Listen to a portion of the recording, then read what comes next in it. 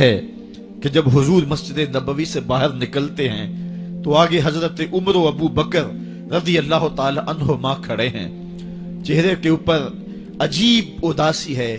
کہا عمر، ابو بکر اس وقت کیوں کھڑے ہو؟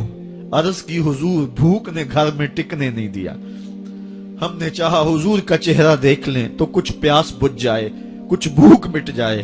حضور نے فرمایا میرا حال بھی یہی ہے، جس چیز نے تجھے گھروں سے نکالا ہے وہی چیز مجھے گھر سے نکال لائی ہے۔ چلتے ہوئے حضرت ابو ایوب انصاری کے گھر کے قریب سے گزرے،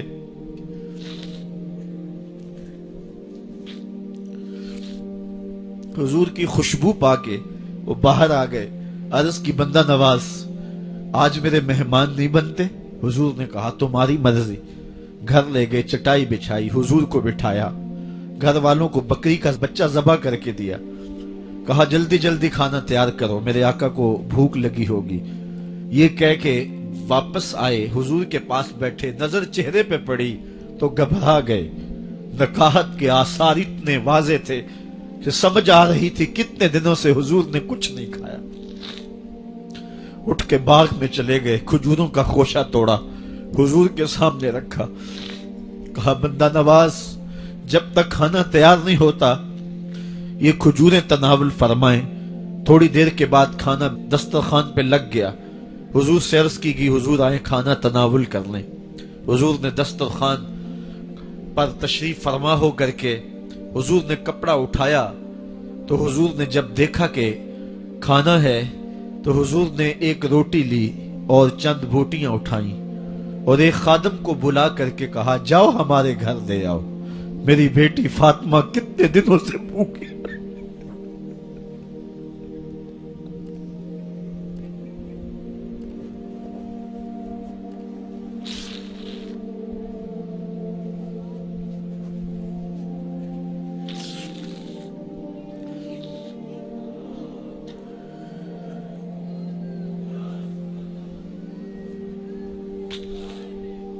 کہا جاؤ ہمارے گھر دے آؤ، میری فاطمہ کتنے دنوں سے بھوکی بیٹھی ہوئی ہے۔ مال کے کونین ہیں گو پاس کچھ رکھتے نہیں، دو جہاں کی نعمتیں ہیں ان کے خالی ہاتھ میں۔ آپ کو پتا ہوگا کہ جب میرے رسول کا انتقال ہوا ہے، حضور کا وصال ہوا ہے، تو حضور کی ایک زرہ ایک یہودی کے گھر میں گروی رکھی ہوئی تھی، حضور نے زرہ رکھ کر کے اس سے قرض لیا ہوا تھا۔ یہ اسلام کی غربت کی کہانی ہے، اور پھر اللہ نے اسلام کو امارت کے رنگ بھی دیے۔ آؤ تمہیں کہانی سناؤں، حضرت عدی بن حاتم روایت کرتے ہیں، صحیح بخاری میں روایت ہے۔ یہ حاتم تائی کے بیٹے ہیں، کہتے ہیں میں حضور کی خدمت میں حاضر ہوا، ایک شخص آیا کہنے لگا حضور غربت نے میرا برا حال کر دیا ہے، اور اس نے شکایت کی غربت کی، پسماندگی کی اور اپنی معاشی بدحالی کی۔ پھر ایک شخص آیا کہنے لگا حضور میرے پاس دولت تو ہے لیکن میں نے جس منزل پہ جانا ہے راستہ پر خطر ہے، تو میرے لیے کیا حکم ہے کہ میں کیسے راستہ طے کروں؟ تو یہ دو لوگوں نے یہ باتیں کی تو حضرت عدی کہتے ہیں کہ حضور نے روئے سخن میری جانب موڑا اور میری جانب مخاطب ہو کے کہا عدی تو نے ہیرا دیکھا ہے؟ عدی کہتے ہیں میں نے عرض کی حضور دیکھا نہیں، سنا ہے، ہیرا یہ شہر ہے عراق کا۔ تو حضور نے فرمایا عدی تو نے ہیرا دیکھا ہے؟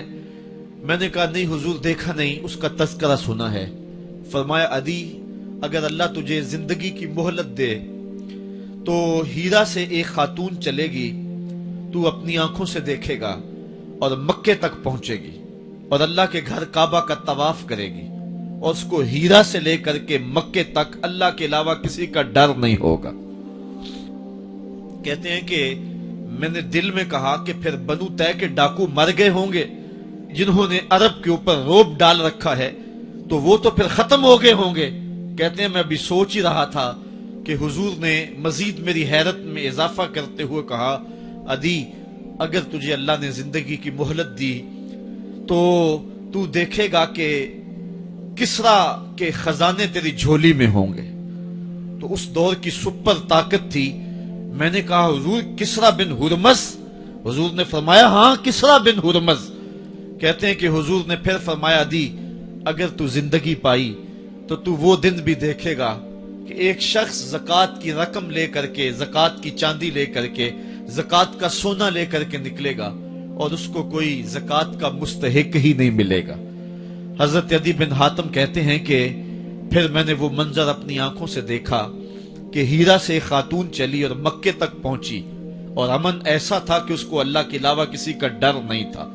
फिर वो लम्हे भी मैंने देखे कि किसरा बिन हुरमज के खजाने मस्जिद नबवी के बाहर पड़े हुए हैं। तो कहते हैं तीसरी चीज मैं देख ना सका और मैंने लोगों को कहा कि ये मैं तो नहीं देख सका, मेरी शायद जिंदगी वफा न करे, और अगर तुम्हारी जिंदगी वफा करे तो तुम देखना मेरे आका ने जो फरमाया तो दो बातें तो पूरी हो गई हैं और तीसरी बात तुम देख लोगे। हजरत यहया बिन सईद फरमाते हैं कि हजरत उमर बिन अब्दुल अजीज का जमाना था और उन्होंने मुझे अफ्रीका की जानब ज़कात वसूल करने के लिए भेजा। मैं वहां से ज़कात वसूल की और फिर मैं ज़कात लेने वाले मुस्तहकीन को ढूंढने लगा तो कहते मुझे कोई मुस्तहिक ना मिला। फिर मैं गुलाम पकड़ता और उसके पैसे दे के उसको आजाद करवाता चला जाता। हजरत उमर बिन अब्दुल अजीज का जमाना है कि गवर्नर है इराक का। वो हजरत उमर बिन अब्दुल अजीज को लिखता है कि इतनी रकम है, इसका क्या करना है।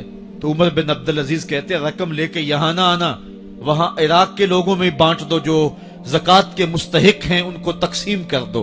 तो गवर्नर लिखता है जो मुस्तहिक है उनको दे दी, अब कोई मुस्तहिक नहीं रहा तो मैं क्या करूं।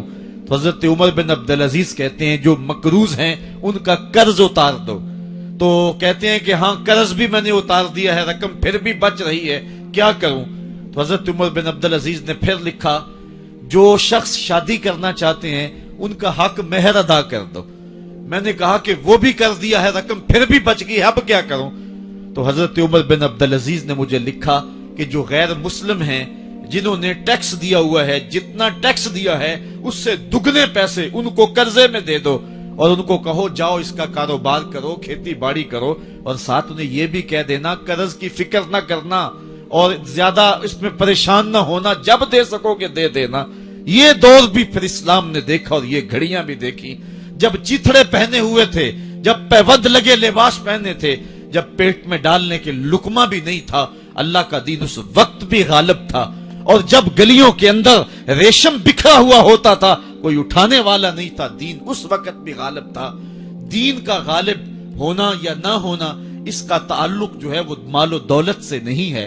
इकबाल कहता है कि जवाल बंदाए मोमिन का बेजरी से नहीं, मोमिन का जवाल बेजरी से नहीं है बल्कि इसका सबब कोई और है। वो सबब ढूंढना है कि हम दुनिया में रुस्वा होके क्यों रह गए, हम जमाने के सामने तमाशा क्यों बन के रह गए। आज नबी की उम्मत पूरी कायनात में रुस्वा होके क्यों रह गई। आज हमारा तमाशा देखा जा रहा है, आज भूखे कुत्तों को हमारी बेटी और बहनों के ऊपर छोड़ा जा रहा है और उसका तमाशा देखा जा रहा है। क्या हमने ये दिन भी देखने थे, हमने सुराग लगाना है। दौलत की किल्लत और कसरत ये सानवी चीजें हैं। हमने तारीख में देखा है हम कभी माली तौर पे कमजोर थे, रुस्वा नहीं हुए हैं। माल ज्यादा हो गया, रुस्वा नहीं हुए हैं। रसवाई के सबब कोई और हैं।